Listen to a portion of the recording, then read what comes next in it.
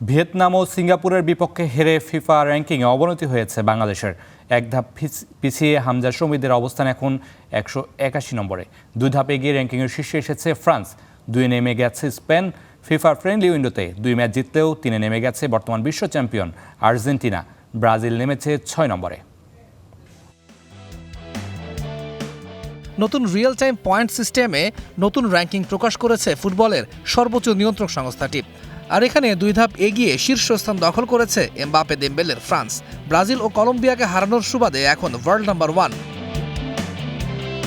এই উইন্ডোতে ভিয়েতনামের কাছে 3-0 গোলে এবং সিঙ্গাপুরের বিপক্ষে 1-0 গোলে হেরেছে বাংলাদেশ। স্বাভাবিকভাবেই র্যাঙ্কিংয়ে হয়েছে অবনতি। 180 থেকে 1 ধাপ পিছিয়ে হামজা শমীদের অবস্থান এখন 181 নম্বরে।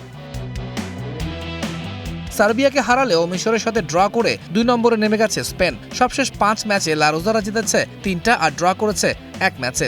এবারের ফিফা ফ্রেন্ডলি উইন্ডোতে 2 ম্যাচেই জিতেছে আর্জেন্টিনা। মৌরিতানিয়ার বিপক্ষে 2-1 গোলে কষ্টার্জিত জয় পেলেও জাম্বিয়াকে 5-0 গোলে বিধ্বস্ত করেছে আলবি সেলেস্তেরা। এরপরও বর্তমান বিশ্ব চ্যাম্পিয়নরা নেমে গেছে 3 নম্বরে। উরুগুয়ের সঙ্গে 1-1 গোলে ড্র এবং জাপানের কাছে 1-0 গোলে হারের পরও চতুর্থ স্থানটি দখলে রেখেছে ইংল্যান্ড। ক্রিস্টিয়ানো রোনালদোবিহীন পর্তুগাল মেক্সিকোর সঙ্গে গোলশূন্য ড্রয়ের পর মার্কিন যুক্তরাষ্ট্রকে 2-0 গোলে হারিয়ে 5ম স্থানে উঠে এসেছে।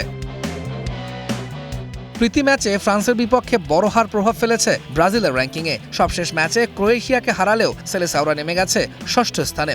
8ম, 9ম এবং 10ম স্থানে রয়েছে মরক্কো, বেলজিয়াম এবং জার্মানি।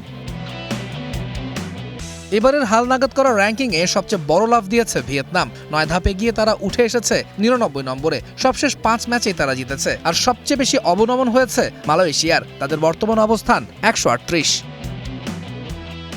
তৌহিদুল ইসলাম, স্টার নিউজ।